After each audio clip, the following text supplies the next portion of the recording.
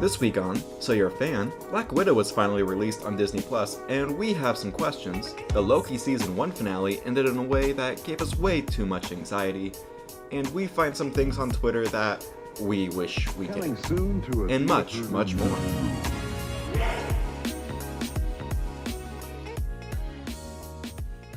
Hello everybody, and welcome to the So You're a Fan podcast. My name is Joseph Thomas, and with me is my co-host, Rose Bowman. Hi. Rose, how are you doing today? I'm doing great. I've had a good day today. We watched the new Simpsons little short that came out, the Loki one. Oh, I didn't even know it was coming out soon. Oh, it came out same day as the new episode this week. Yeah, I don't pay attention to The Simpsons at all. The only reason why I knew it was coming out is because it was Loki related. I'm feeling, I guess, really good right now because you know how I have ADHD? Yeah. And you know how for a while in high school I would have these depressive fits and just be a little shit? Mm-hmm. Well, yeah. I got an Adderall prescription and I just actually feel human for once, and it's good. I can feel it. There's a change in the energy that's coming off of you. So Black Widow just came out. We both watched it online. What did you think of it? Black Widow wasn't one of my favorite characters. I enjoyed her character, but she wasn't one that I was attached to. So I wasn't excited for this movie. But the more we got into the story and the more the movie progressed, I actually loved it. And it's one of my favorite movies right now. I think they did a good job with it, considering everything that's been happening over the past 2 years. It's perfect for where we're at and what's happened. But I wish that they had done it before so we could have gotten more out of it. Do what before? Releasing the movie and having it be before her death, so there's more story to go off of, and there could have been more than one movie. But for what we got, I actually really enjoyed it. I wasn't really sure where this movie was going to go, and then the trailer started coming out 2 years ago. Holy shit, 2 years ago was 2019. That would have been around the time that Midsommar came out, right? Yep. Yeah, Florence Pugh was in that, and I think that was the first introduction I had to Florence Pugh. So and yeah, same here. Because I don't want any more Natasha backstories. Right. I'm pretty happy with Scarlett Johansson being dead in that franchise for at least the next while.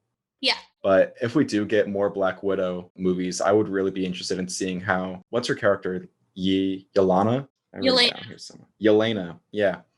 What happens to Yelena? Because now we know that she's going to be hunting down Hawkeye.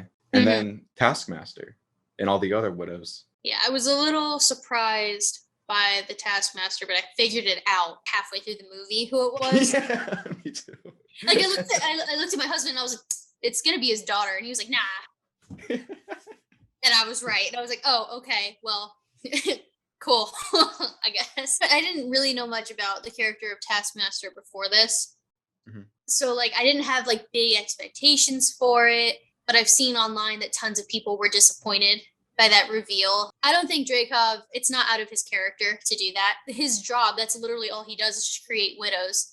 I mean, I totally understand and get that he would do that to his daughter to save her and also to further his mission and his, oh, hi. I liked it for the story. I don't remember much about the Taskmaster himself, so I'm not offended that the character isn't as big as I thought it was going to be. So for every story, when they introduce a twist villain at the end, they're gonna sprinkle it out through the story, and the only character that they were doing that was the dead daughter. So yeah. I was able to figure out, I was like, oh, so she somehow survived the bomb too, and she got reconstructed into Taskmaster. I really don't know anything about Taskmaster. A few years ago, I got a Lego set with him in it, and so that's basically my only knowledge of the Taskmaster. It's a dude in a white cloak with a machine skull mask, and I just knew that he copied every move that someone else was making. Yeah, I knew about him from that Marvel Champions game, that mobile game where you get yeah, that's where I knew him from, because he's one of the characters that you could get, and he was an enemy at one point, and that's pretty much all I knew about him. I was like, okay, cool, he's kind of creepy looking, but other than that, I was like, I don't know who this is. I don't really care. Do you think that we're gonna see the widows again, the group that escaped with Antonia? Yes, I think so. I really hope so. Yeah, it's cool seeing the family that Natasha came from, and I like how it evolved too, because they said with Natasha it was the psychological training that they did with her to indoctrinate her and make her a widow, and with the most recent group that we saw, it was chemically done. And I thought that was really cool, seeing how he changed his technology over the years to, one, avoid being caught by Natasha because he knows that she was out there, and to make them stronger, like better protection for him too. I really hope what they were gonna do with the Widows and with Yelena is that they're gonna like set up more for them to do in the future, especially with Taskmaster, at least like this version of them. Like you said, really weren't quote unquote excited for this movie, but like now it's like one of your favorites. I slowly had like the same progression throughout. There was a lot of times during the movie where I thought, why is this really necessary? Because it seemed like there was a lot of fighting that just seems like not to have like any real consequences or like there's any stakes. The first thing that really got me though was the fight between Natasha and her sister at the very beginning. I really didn't understand why they were fighting at all. Yeah, I kind of like, I was watching it and I was like, oh, okay, so did something happen and they don't like each other anymore, or is it just the Black Widow? Like, I didn't even know. Like, I was just staring at them and I was like, what is the point of this? Like, are they just doing it because they're siblings and they're trying to one up each other?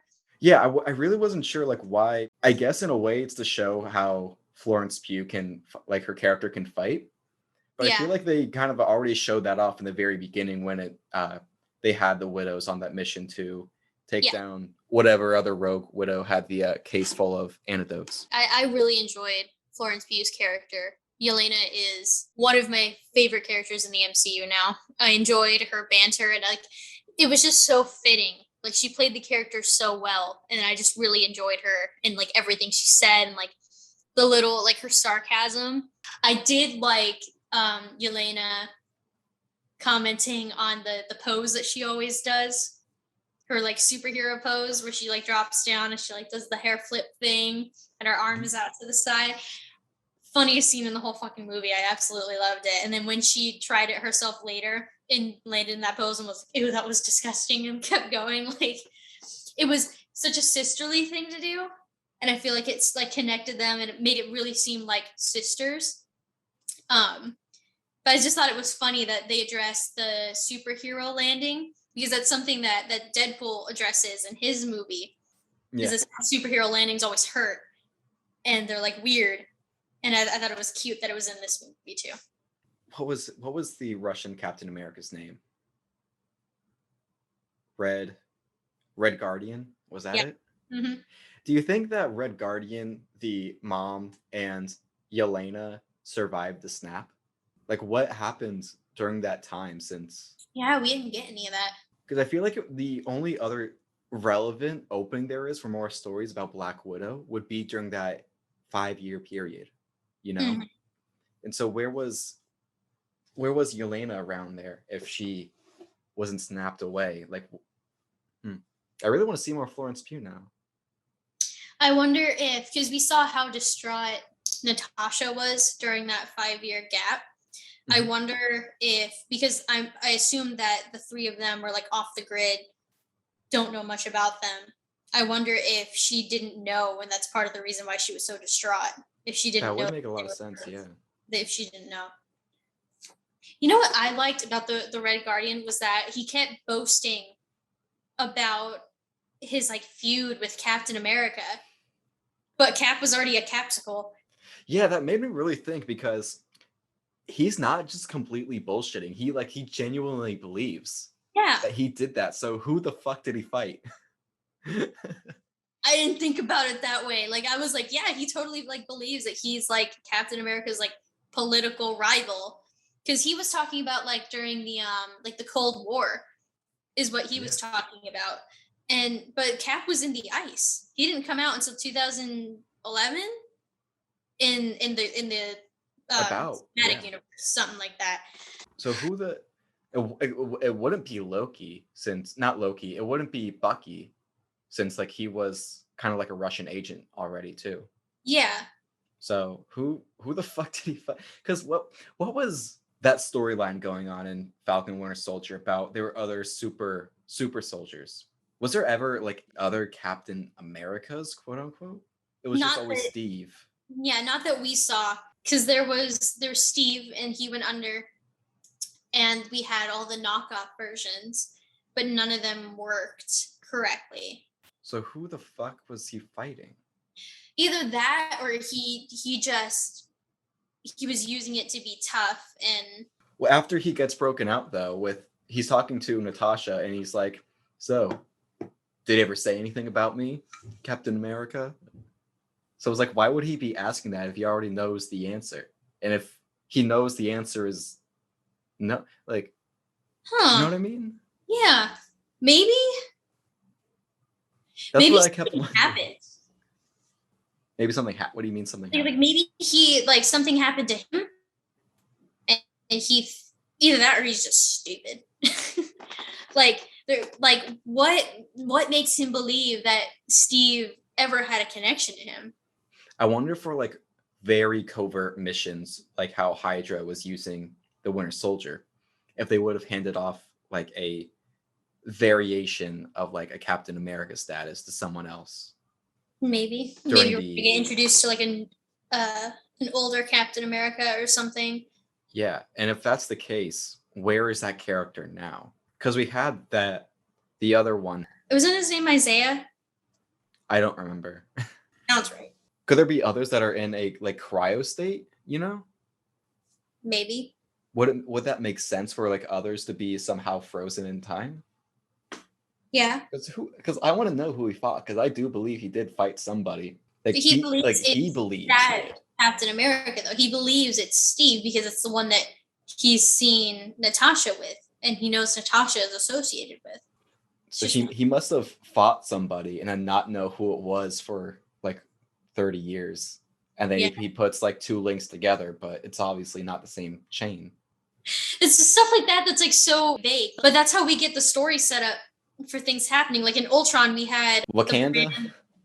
We had the brand on Claw's neck, and they're like, "Oh, what dialect is it?" And he mispronounces it first, and then he says it's Wakanda. And then we get Black Panther a few years later. It's little things that like people who religiously read the comics and are into the lore will notice, but otherwise it's like, what the fuck is he talking about? Yeah. I wouldn't be surprised if that really was setting up some kind of new story, especially since it got such a bigger actor like David Harbour. It seems like that would be a bigger character than just to use for this one specific movie. What's coming up that he could even be used for? I don't think Hawkeye. Well, possibly, because we just saw that Elena's next target is Barton. I don't know. I feel like it might be a stretch to have him in it as well. I was sitting there thinking, I was like, okay, so for Halloween this year, everyone is either going to be a variant of Loki or a widow, and that's all we're going to see on the streets this year. That kind of brings me to something else I want to talk about. Since this universe is this timeline's version of Natasha is dead, but we also have Loki going on, and with Loki, we are seeing endless timelines as endless variations of the same character. Right. So there could be another version of Taskmaster that's out there that's like the comic version, but could that like be the doorway to have old characters come back? Since that's kind of what happened to Gamora. Wouldn't Gamora technically now be a variant? Could she be classified as that? Yeah, per like the old TVA rules before Loki and Sylvie came in and fucked shit up. But then also that same TVA said that the Avengers doing what they did was absolutely necessary, and it was totally okay for them to do that. But just like still a variant, but just not one that they needed to prune. Yeah, I mean, technically, that's what that would be now. Keep forgetting that that's a thing, that Gamora is dead and that there's the new Gamora. Do you think that Scarlett Johansson's going to come back at all? Maybe not. It's hard to say with the multiverse opening up with these shows and the next movies that are coming out. I don't think she'll come back, but I think we'll see her again. Well, what do you mean by we're going to see her again, but she's not coming back? There's going to be something big that happens where we have the whole group together again. Something where they need multiple groups of people to help, like what we had in Endgame. I have a feeling she'll be one of the people that comes to help, but she goes back because, like, in that universe, her mom is alive and she's with her mom or something. Like, it's going to be something like that. Like, she's not going to stay in our timeline type deal. Do you know what I mean? What if there is another timeline where instead of Natasha actually be the one that dies, it's Clint, and then that could be like how they merge like two timelines together with different realities? I think that's plausible. I'm just There's not, no one- I'm not sure how they would do it or if they would do it. Because I mean, Hawkeye and Black Widow, they're not like they're important characters, but they're not the big characters. I don't know. Like I'm 50-50 on the whole seeing her again because I think it might happen, but I'm also like, I don't know. Because she's just not that big of a character for them to do something with it. You know what I mean? I have all these ideas, and then I think I write them down, and then when I look back at my notes, I see I actually didn't write them down. But I guess going back to like Loki's and variants, who do you think is at the head of the TVA with the Loki series focusing on all these different timelines as Lokis? For me, it seems like it's just going to be another Loki variant who's like the head of everything. I've heard that a lot, that it's going to be like a King Loki who's actually in charge. I mean, yeah, for this show and for the sake of, everyone screaming it was Mephisto for WandaVision and then it not being him at all. That's probably a theory that might come true. My dad, shout out to my dad, he thinks it's Dr. Doom because the building that we see them going towards at the end looks like something that is associated with Dr. Doom. So that my dad thinks that's going to be the gateway to the Fantastic Four coming in later. I don't think that's going to be what it is. I'm still thinking Kang since the beginning. That's who I think has been running everything. The judge lady that pruned Owen Wilson. Oh, I don't remember her name, but I know what you're talking about. Yeah. Her character in the comics is married to Kang. Okay. So like up until this last episode, it was like, okay, well, she's in that position of power and she knows more than everyone else does because that's who her husband is. She faked out Mobius and she faked out Sylvie, and she's really good at acting. So I feel like she's acting like she doesn't know who's running the TVA and that she wants to figure out who it is so that way she can get the Lokis to Kang for him to be the one that kills them or whatever it is. What did she say to Miss Minutes that like she wants the very origins of the TVA? She says something along those lines. Yeah, like the very, very beginning of the TVA, I think is what she asked for. Like, what the fuck even is Miss Minutes? Like, I what? forget about that little shit. I don't know. Miss Minutes is voiced by Tara Strong. She's voiced like every cartoon character in the existence of cartoon characters. She posted there is much more to this character in the future, and she's not just like a little like funny like video, like she's actually a thing. And I was like, so what is Miss Minutes then? How big is she gonna be in this final episode?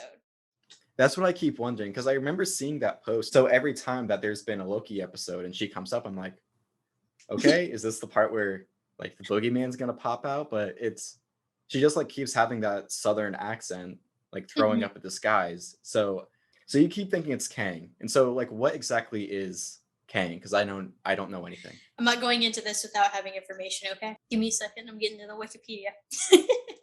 So he's a time-traveling entity. He's resistant to radiation. He has access to advanced technology, hologram and force field projection, and the ability to control other forms of technology.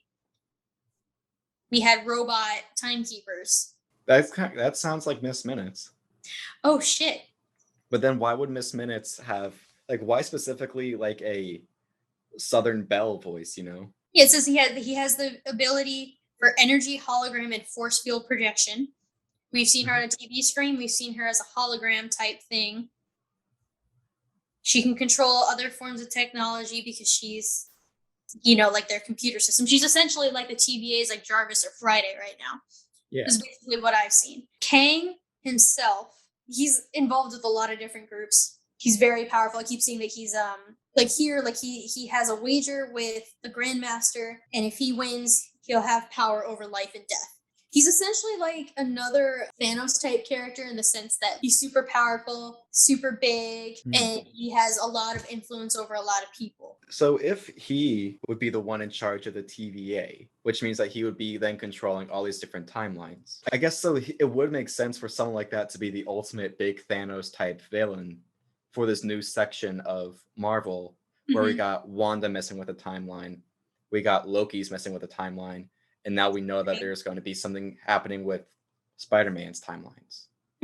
And Strange as well. Oh yeah, and the Multiverse of Madness, I forgot that's a movie. Maybe like Thanos wiping out half of all life, it'll be him wiping out all timelines, now realizing that it's too messy to have all these different variations and just have one. And that opens the gateway to have all these dead characters come back or switch like different actors. What's your final predictions about Loki? I have a feeling that we might lose our original timeline Loki. I think he might go back and play out his timeline the way it's supposed to happen. So we still have Loki dying at the hands of Thanos. We're definitely going to have Kid Loki staying or coming back, because they're really setting up the Young Avengers with all the characters we've seen and shows that are coming out that we have confirmed cast for.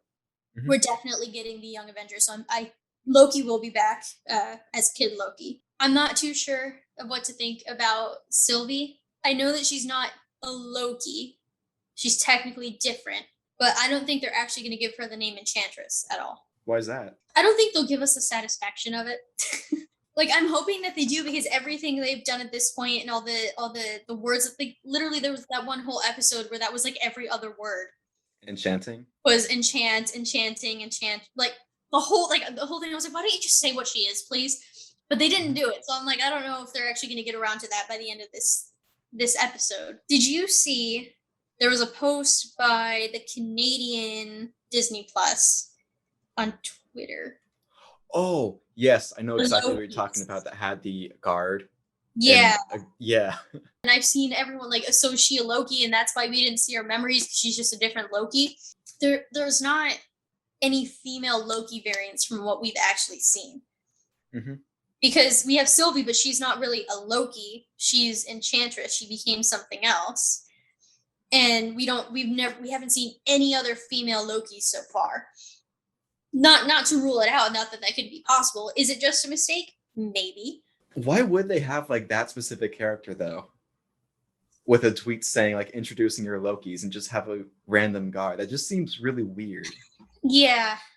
I feel like it may have been a misclick, but also like this next episode is the final episode. Everything's going to be revealed. And they kept that hunter alive for some reason. This most recent episode is what put Loki over WandaVision in terms of like my ranking for the series. Just being able to see like so many different iterations of Loki and how much they want to pull from this 70 plus year worth of material about the characters in Marvel overall. I think it was so fitting for every Loki in that room to turn on each other the second, like in the position of like, I'm in charge now, and every single one of them. I know deal. I thought it was so fitting for them to do that, and I was like, that is so Loki, and I love that Tom really like showed them the whole "I'm gonna betray your ass" from Loki. I think my favorite scene from the episode is President Loki and Alligator Loki. And him losing his hand. The scream was so genuine. I loved it. But I think that was like my favorite part. And like everyone is just complete and utter chaos. So I see Variant Agent Loki behind you. Do you think that we're going to get a President Loki with a detachable hand? Oh my God. If they don't make it, I'm making one myself. So speaking of different outfits, different Lokis, have you been keeping an eye on the Disney parks and Avengers Campus? I don't know if you're the one who sent me, but somehow recently I saw that I think President Loki is now going to walk around there for a bit. I might have sent you that. I can't remember. So with each episode that came out, the first few episodes we had Loki in like the prisoner outfit for the TVA. Mm-hmm. And then we got the agent outfit at the TVA with the variant across the back.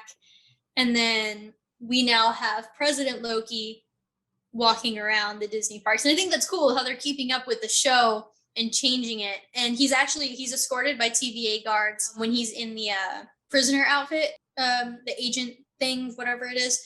Mm-hmm. When he's in both of those, he's with the TVA agents, except he gets away from them and he's like hiding with people trying to get away from the TVA agents, and it's like changing. And now we have President Loki walking around the Disney parks, and I really wish I was at Disney. Do you know if they're going to keep doing it even after the show ends, or is it just a limited time thing? Because I'm going to be really bummed out if it's only for these 6 weeks and then never again. I don't know. I feel like it's going to depend on how the show ends. I'm really excited to see how this ends. But I guess going back to different timelines in WandaVision, the new end credit scene that they switched up. I just heard that something was going on. I didn't know like what specifically was changed.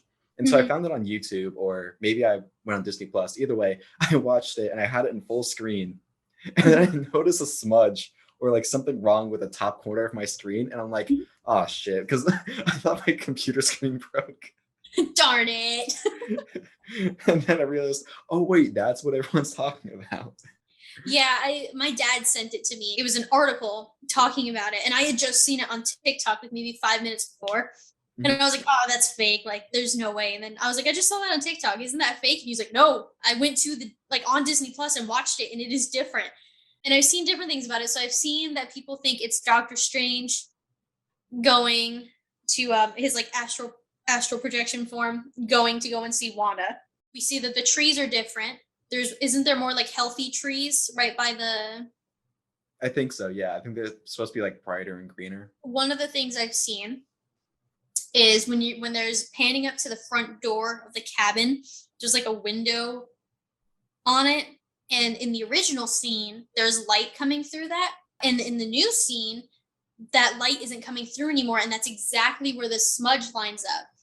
And technically, it looks like the smudge is moving with the camera, right? And it's like, it's separate. But people think that they went and fixed that light coming through because they didn't want that. But they didn't make sure that it like only stayed on that couple of frames, and it ended up getting stuck on all of them.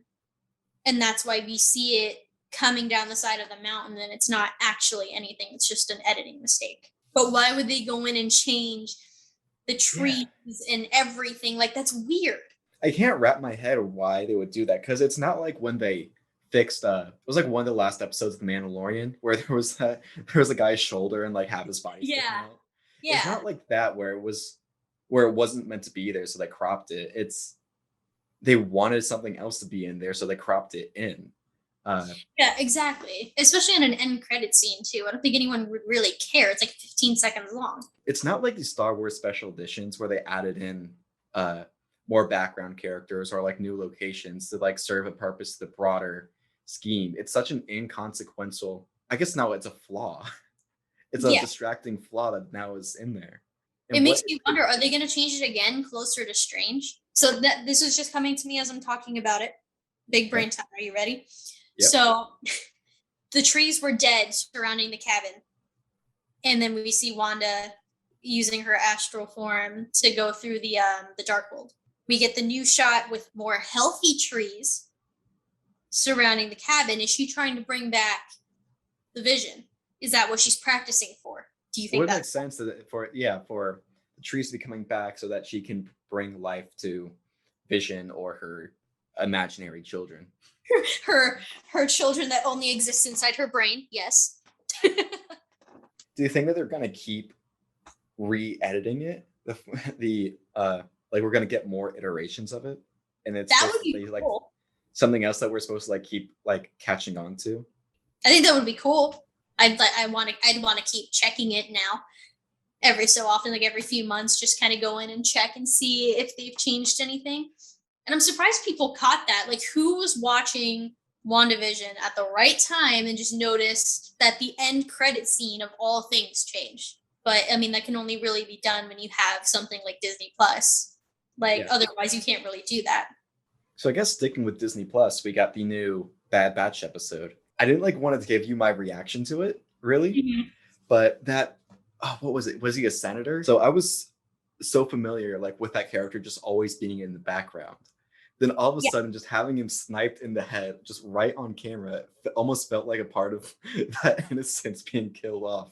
I was like, oh my God, like it really like it shook me.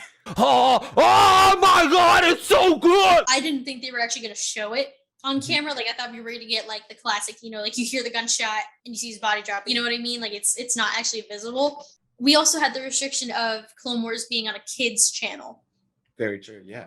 And now it's on just a streaming service, and parents can pick and choose what their kids watch. It's not anything like crazy either. Like, yes, we see him get shot. Same kids play Call of Duty, and it's not necessarily like the content of like what happens, it's just like who it happens to. They've had characters die on screen in like horrific ways before. Where I'm at with my Clone Wars rewatch is I think it's like the first or second big episode arc of season 4, the battle happening on Mon Cala between the Quarren and the Mon Calamari. One of the separatist generals who's like trying to take over that city ends up getting blown up right on screen. You see his head just floating by in the water. And so last night I was watching it, I was like, oh shit, dang, they really showed that. Damn, okay. It was just because like I've known that senator character for such a long time. It was just such a like a big wake-up call, a reminder that, oh my god, this galaxy really is just eliminating all the prequel era characters. So what do you think of Hera? I was just gonna ask that. What did you think of Hera? I loved seeing her character again. I think it was really cool. So I got confused with her mom because like I couldn't remember where I heard the name Syndulla before. I get that she's young and that her facial features are gonna change, but it didn't really look like her to me. Oh, and I was really? there and I was like, what the hell is that from? Where have I seen that? And then they showed Chopper and I was like, oh! And then I felt dumb for like 20 minutes and I was like, well, okay. I need to like rewatch everything. Rebels especially, because I didn't get into it at first and then I started watching it and I was like, man, the art style is way too different. It looked like every Disney Channel show that was out at the time. So it bothered me a little bit. One of my big problems with Rebels and Clone Wars was the difference in animation style and art style. And I just didn't get into it, but I'm aware of everything that happens in the show. I just haven't actually watched it. Yeah, I have mixed feelings about the Rebels because like I really like the series and what everything that happens in it, but it's definitely the art style. They swung to have like the Ralph McQuarrie kind of like art style that he had for the concept designs for the original trilogy, but just in doing that somehow it just didn't mix well with the animation style. It felt like funky to me. Like I can look past it, but it bothers me so much. Yeah, no, that's fair. It's not for everybody. It's definitely like kind of a niche thing that you'd have to get into. They gave her an accent. Yeah. So that's I just thought that was so cool. Like how, of course, as a child, because we see like on throughout Clone Wars and throughout Rebels, that species just like has its own little accent, yet she doesn't. So knowing that she did have an accent, but just over time, as she like with the rebellion, she lost it. Yeah. I thought just immediately that just added layers and character development right there within the first few seconds. You don't have to know what ends up happening because you can already sense she goes through so many changes. Yep. It was crazy. And I liked it. I was like, oh, cool. She still has her accent. Like you can tell she grew up on that planet. That's who her family is. Like that she grew up speaking the language. So she has that accent. And then it's sad knowing that she's going to lose it later or change it to hide from the Empire. So you can tell, I mean, come on. We've seen Rebels. We know that something's going to happen between now and then where she's not with her family anymore and she has to go.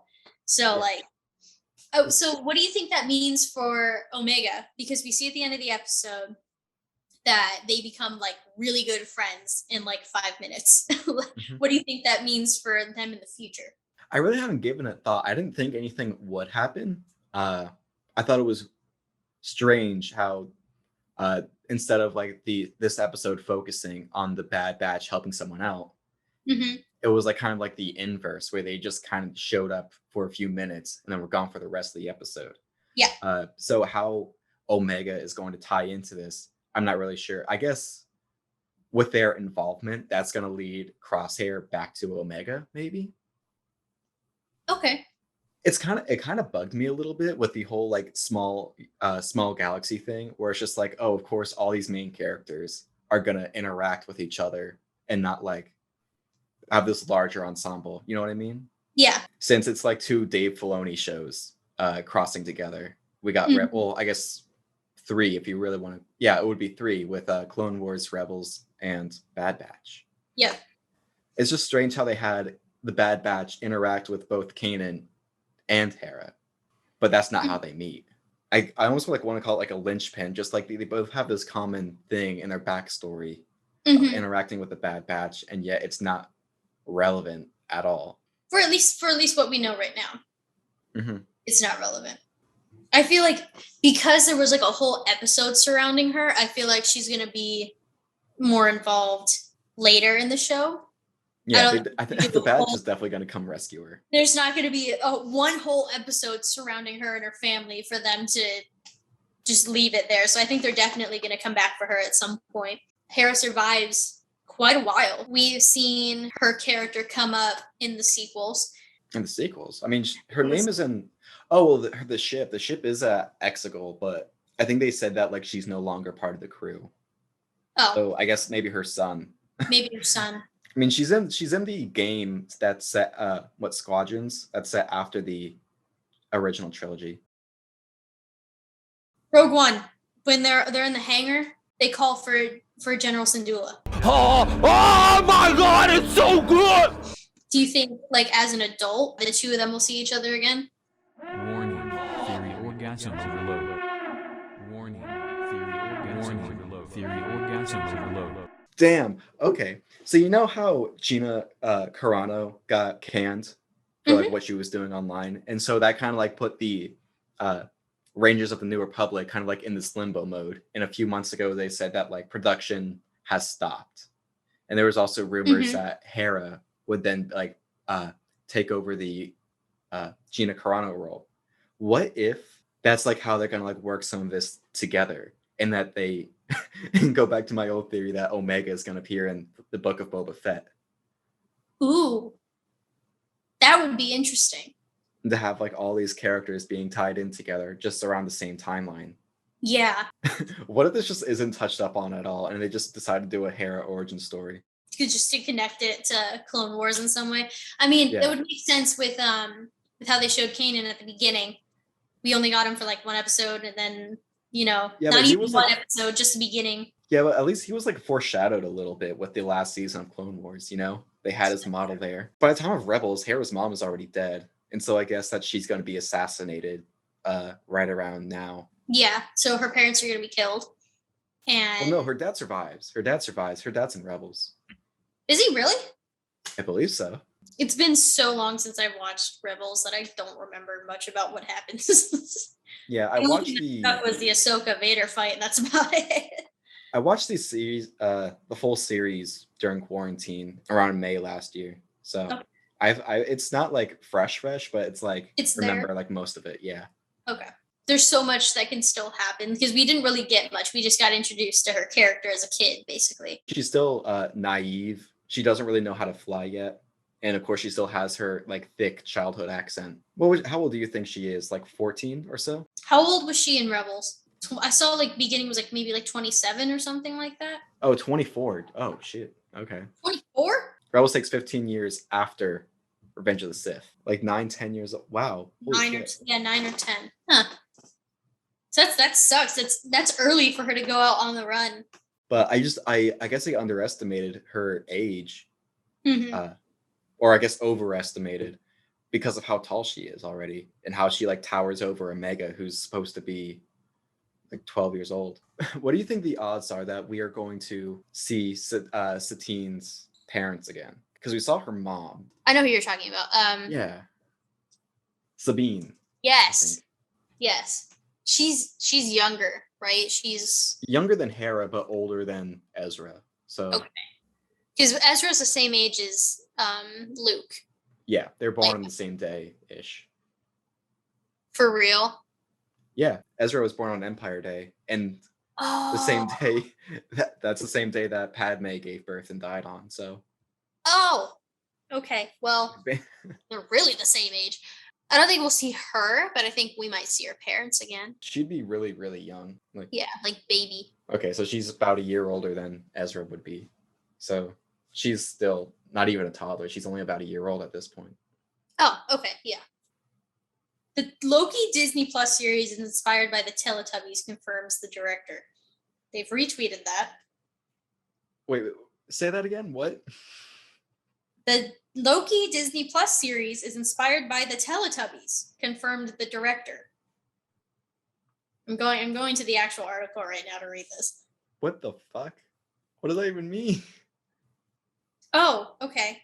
So they're saying the Teletubbies has the sentient vacuum cleaner Nunu. Okay. And they're connecting that to Miss Minutes with her being a sentient clock, essentially. And they're saying that it's like Loki's in a wacky universe because of what's going on. And the Teletubbies also live in a wacky universe. So that's...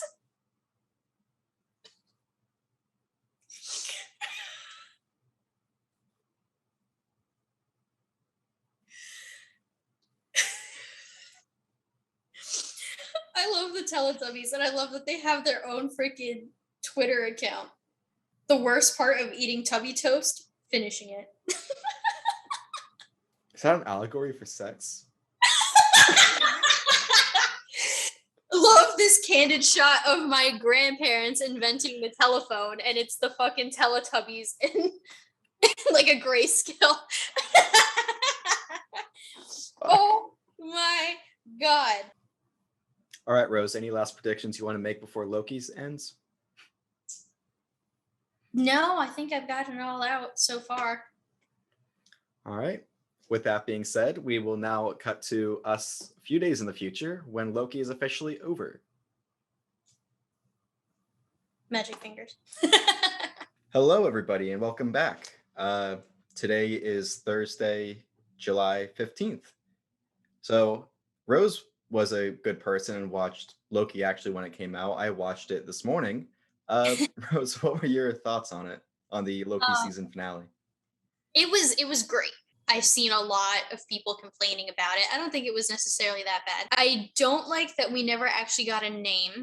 And if you pay attention to the comics and you actually are aware of who our villain is, you know who it is, but we never actually get a name. And Sylvie and I wanted to box Sylvie for like 5 minutes there. I wanted to throw some hands. And I don't know if that's just the Loki fangirl coming out or the genuine like care that I have for this character, but I just felt horrible. And then Miss Minutes, what a bitch. She got me good. It was still dark when I watched it. Oh my god, I almost cried. It was great.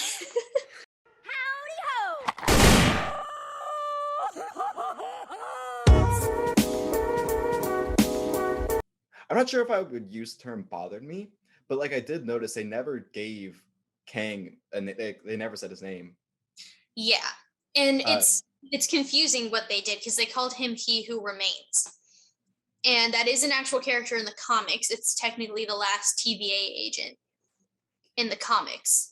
Okay. So it's just with like the multiverse thing in this universe, he's that character. And in another universe, we have Kang the Conqueror.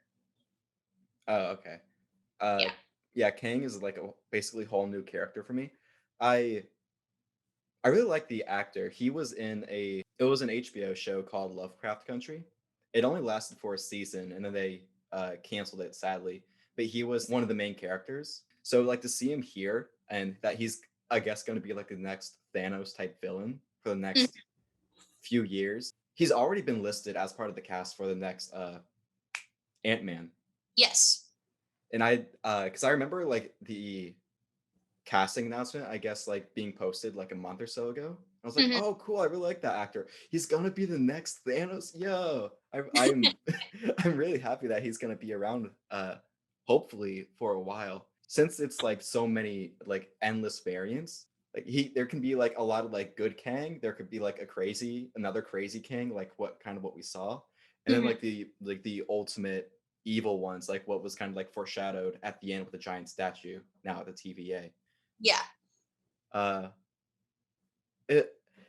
I was really worried that was going to be like cliche at first, because it kind of like just because it was like the Rise of Skywalker and It Chapter 2. It was just like, I planned everything so that you would be here so that I can fight you. I thought it was going to be something like that again. I thought it was really funny how it kind of related back to the first episode where they were giving Loki all the transcripts of everything he ever said.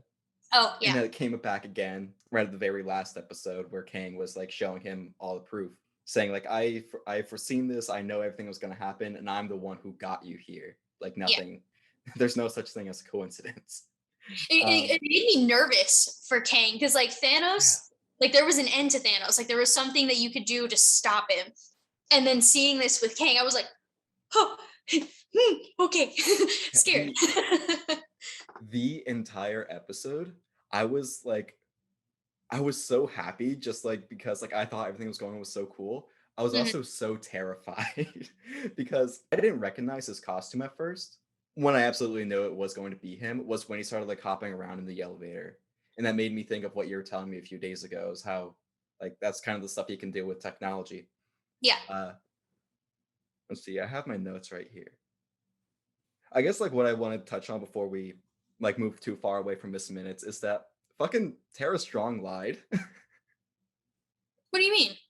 Because the way at least the way I interpreted what Tara Strong was saying was that we are gonna get like more of a backstory to what like Miss Minutes is.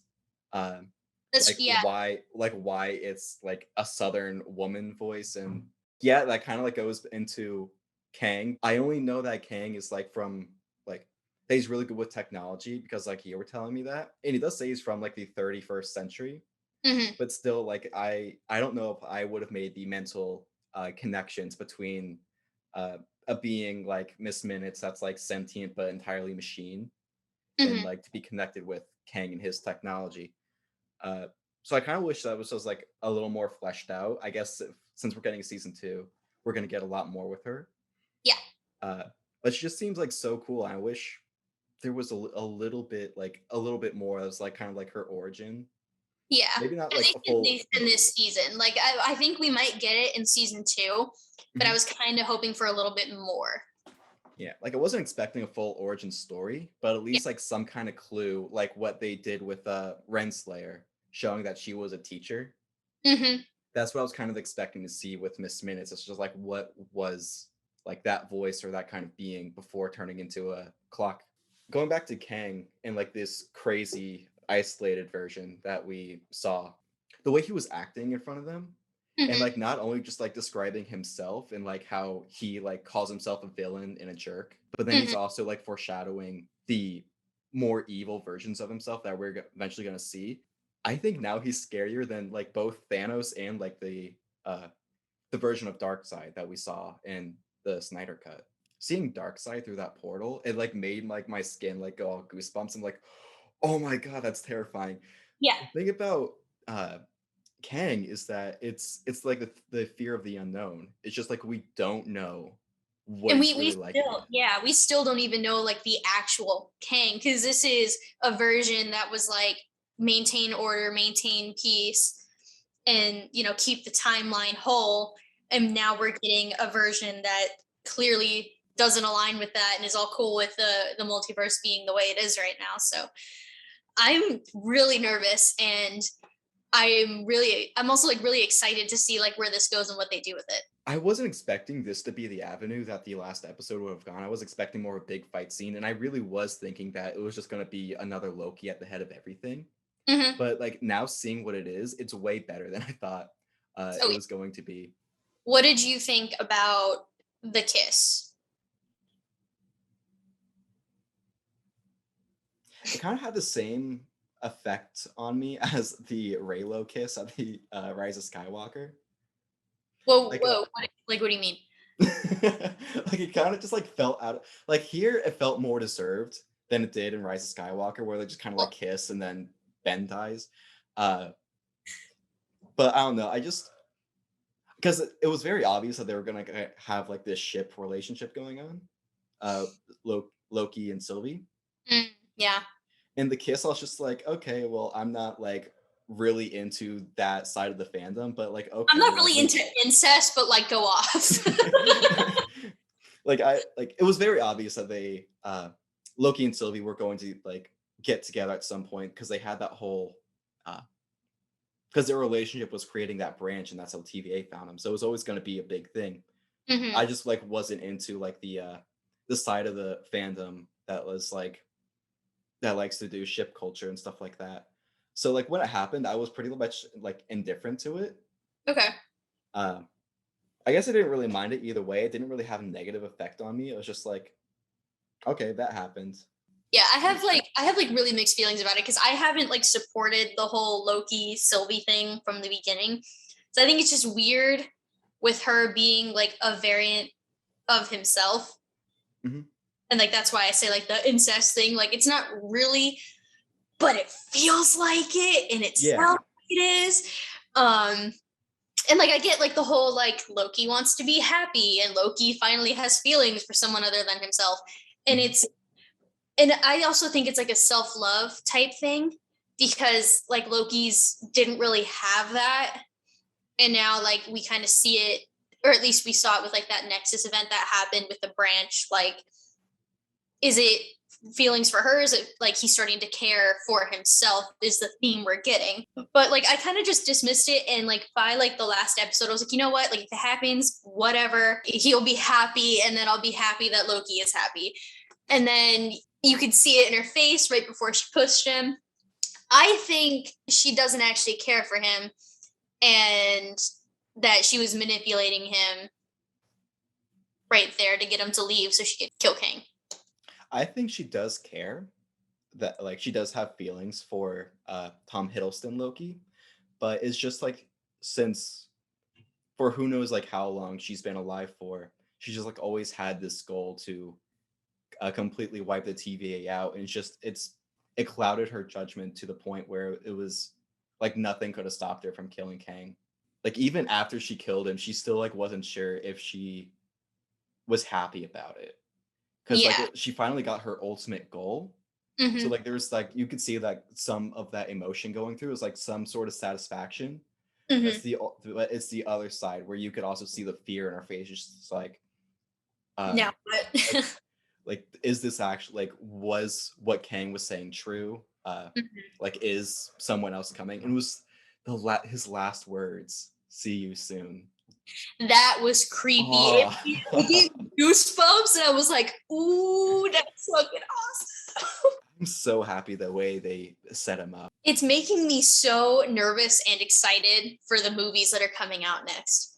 Like, and I can't wait for them. Like, I love that we have this like transitional phase from the original Avengers and Thanos and getting over that to the next like part of the story. I think this is like one of the best ways that any company could like transition their fans over to the next phase. It's just, it glides so nicely, and we get like more insight and background to each character. And I feel like I hear rumors now that Loki is going to be in Doctor Strange. That'll be really cool because we'll get all three magic people in one movie. We're going to get Doctor Strange, we're going to get Wanda, and we're going to get Loki all in one movie, if that ends up being true. I'll be interested to see the interaction that Loki and Doctor Strange has, considering Strange met Loki, but Loki hasn't met Strange yet. Yeah, that's very true. Who knows what anyone knows at this point? So I have pretty much. I have seen people lined up the end credit scene of Wanda reading the Darkhold and the timeline branching at the end of Loki. And the second it does like the big, and it looks like, you know, like a nervous system where it's like completely branched out and there's no like actual line. The second it's completely branched out, Wanda hears her kids. And so now everyone's like, is it she's hearing them because she's using that magic, or is she hearing them because of the multiverse and everything that's going on? When they first got to that area where Kang, like his headquarters is, and there was that ring going around it, I didn't notice it, or like I didn't think of it as that being like the timeline, set the main timeline. But like once it started like branching off, and it was like, oh, that's so cool. I thought it was just gonna be like big branches, and then after Kang's dead, and it's just everywhere. I was like, branches on top of branches, like each little branch had more coming off of it, and I was like, oh my god, that's awesome. Also, we got, I think I sent you the video. Ryan Reynolds posted a video, and it's a Deadpool like YouTube React channel, and he's reacting to the trailer for Free Guy, which is a movie coming out this August that also stars Ryan Reynolds. and he does the review with Korg. Like, like when you hear a joke so many times and it gets like less and less funny. Mm-hmm. That's kind of just like what happened with Deadpool for me. Okay. Because the first movie came out when we were freshmen, Yes.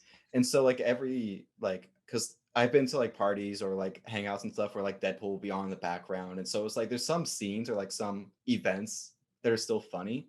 Mm-hmm. But it's just like the overall appeal of Deadpool, like breaking the fourth wall and his kind of self-aware comedy, making fun of both like his own character and comics as a whole. Mm-hmm. It's just kind of like lost its appeal. And so having it back for the first time since 2018 when Deadpool 2 came out, it was a nice refresher, and I forgot like how much I really enjoyed like seeing new Deadpool material.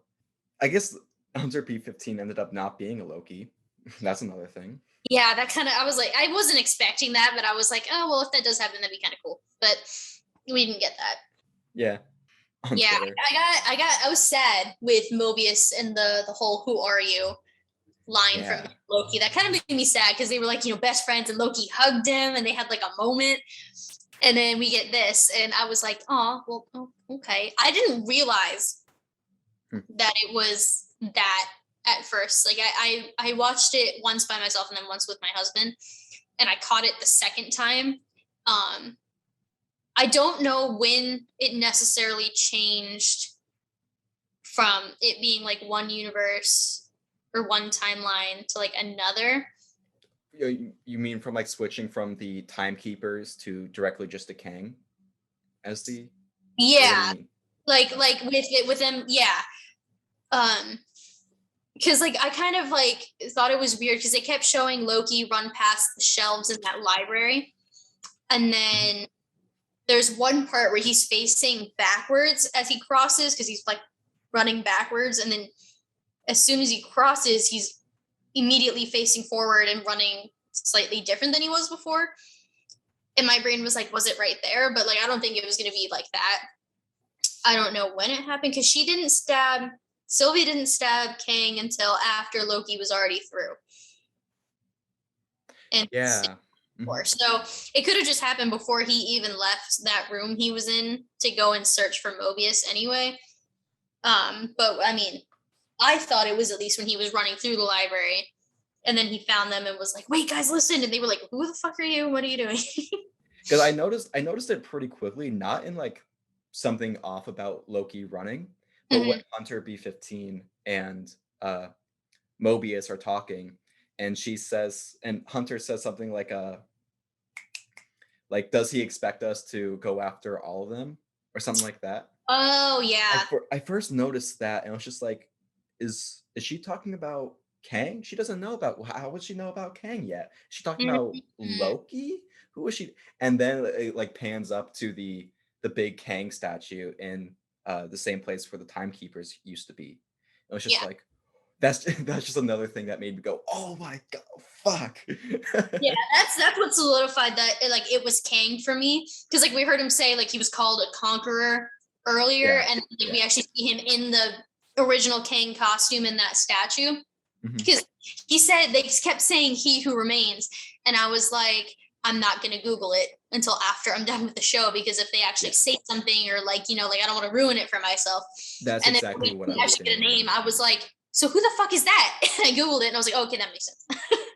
Yeah, I was doing the same thing because I wanted to make sure it was that character, but I was like really avoiding when I was looking at to make sure like his character's name wasn't popping up, because I didn't like want it to like somehow spoil it for myself that it was or wasn't Kang, even though it was like it was so obviously Kang the whole time. Yeah, like I wanted to make sure. I was like, okay, so we had like the whole like Mephisto thing with WandaVision, so I was like, I really want to be sure that this is who this is, and I wanted them to say it. And then when we didn't actually get a whole like the actual "this is Kang" from them, I was like, fuck it, I'm Googling it. And I Googled it and I was like, well, "He who remains" isn't Kang, but in the MCU, a variant of Kang is "He who remains," which is weird and does not sound correct as I'm saying it, but you know what I mean. Like right as the moment where everything he knew was officially like over. Like he didn't know what was going to happen anymore. And he did something like he picked up like a little bag and dropped it just to see, like, as a test. I guess to see like if he knew what was going to happen after it. I don't know why he would have done that otherwise, but I mean the character that is was crazy. so weird. Like I saw him do it and I was like, what is he doing? Like it reminded me of that video. I don't know if you've seen it, but the astronaut who forgets that he's back on Earth and talking about he's holding like the coffee mug and he just drops it and continues talking. Like that's what that felt like to me. And I was like, what are you doing? I love that video. Oh my god. His face when he realizes, he's like, oh my bad. Sorry. Yeah, maybe he did it just as like since he was supposed to know everything that ever happened ever, and like that wasn't something that he knew was gonna happen. So maybe that was test. I don't know. But I don't know. It's just like little quirky things that he was doing like that, just kind of like add depth to the character. I guess that's another thing that I'm really looking forward to with this actor. It's just like how much difference he can bring to each version of the same self. Yeah. Like I feel like I'm prepared to see what Kang is like, but I'm also like it could be a completely different version of him. Because like the Kang that we had right now with He Who Remains, like he was kind of like he was weird. And you could tell that like he hasn't had like social interaction because that's where he's been. So like he was like weird and like the way he talked was weird and he just like he didn't seem threatening. And I think that was big. Like I feel like him coming off as not threatening is gonna make real Kang even worse when he does come in. And that makes me nervous. It was really funny how after time ran out and he was watching Loki and Sylvie fight, he kind of like took on the role of the audience, just being like, "Oh, what's happening?" It was wow. It was like when you what would be an example? It's like when you spend so much time like watching a show and then you get to go see a live taping of it. Oh my god. You know what I mean? That's basically what happened to him. When you finally get to see Dr. Phil in person. Yeah. It was basically like that. Which is like, oh my god, I knew everything that happened, but now I'm watching it happen for the first time. Maybe I think that was pretty exciting to him. Yeah. Like it must have gotten old so quickly to know everything that was gonna happen that like it must have been so exciting for him to sit there and watch and see what was gonna happen at that point, because like he was actually watching it and just experiencing it. He got to actually experience something, which I think is really cool. The first time of ever not knowing what was gonna happen, and it's about your death. And then he really wasn't fazed by his own death. He really just seemed like prepared for it because he couldn't give less of a fuck anymore. No, wait. No, you just made me think of something. What if he knew? What if he knew that at the end of all of that, he was going to die? I wasn't taking that feeling. He just knew that he wasn't going to be the one in charge anymore. He didn't know exactly what that was going to mean, though, because he knew that if he wasn't going to be the one in charge, that because I think either way he was going to die. Like whether or not the Loki were in charge or it's another version of him. Because when he died, he did the "see you soon" and he like smiled at her. And she asked him right before he died, aren't you going to beg for your life? And he said, I could. And then just like didn't. I think he knew. Well, I think he wanted that to happen. Well, it was because he knew that like either Sylvie wouldn't think right and end up killing him and then not take him seriously about then taking control of the TVA, and that's what would allow another Kang to come back, or they would take him up on his offer and take control of the TVA, and then he would have gone out to like wherever he was, then another Kang would have never come, you know? Mm-hmm. I don't know how he would. I don't think he would have died if had Sylvie not killed him. Hmm. But I mean, it wouldn't be as cool of a story if Sylvie wouldn't have killed him. I just now that like I'm thinking about it and how Kang, like, it's not just the Kang in this universe that knows everything and knows about the other universes. It's every Kang that has ever existed knows about it. So like my brain is like, what if like this was the plan all along? Yeah, these sense of dread that it left on me was the same kind of dread that I had. The whole dynamic is now changed, and it's the fear of what the voice crack. It's the fear. It's the fear of what's going to come next. That's really what drives the emotion so high. And it's season 2. Season 2. Also, do you think now we're going to get a Far From Home trailer now that the season is done? That would make sense. They were holding off on stuff like that before Endgame with Spider-Man. You mean No Way Home? You said Far From Home. Because Far From Home. That's what I meant. That's what I meant. Yeah, No Way Home. Yeah, because they were holding off on Far From Home trailers because of Endgame, because of, Tony's death. That would make sense why they were holding it so long, since we haven't gotten anything. And that would make sense why now they would be more comfortable with showing either a Tobey Maguire Spider-Man or a Andrew Garfield. Oh, there was one thing I want to talk about. Fuck, I'm so glad I remembered it now. Oh, what? The fucking fat senator that got shot in the Bad Batch. That picture you sent me, I had nightmares. Yeah, he looks fucking horrific in practical effects, but he's not dead. He's not dead.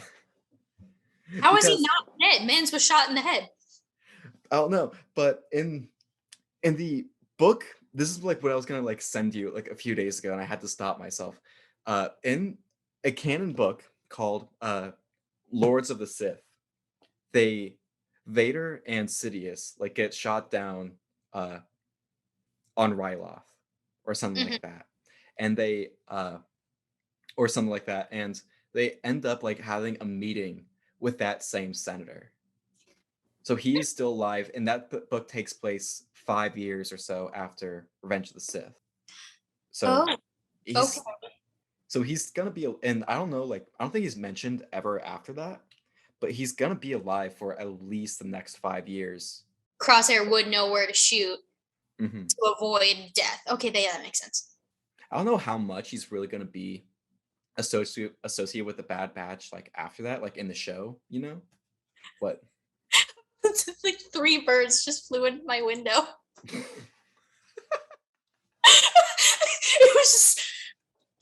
It was so sudden. Like at the same time, too. Sorry. All right, we better wrap this up then. And we're back.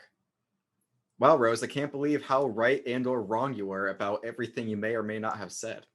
Yeah, it was insane. Insane. All right, I think that covers everything. What the fuck is What?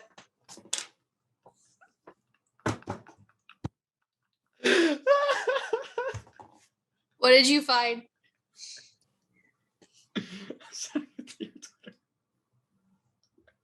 It's just not. Fuck, what's your fucking username? What? What's your fucking username? R0SE13.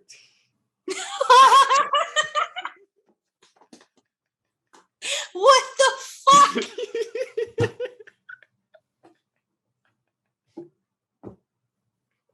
Oh my god, that is perfect meme template. We gotta use that for something.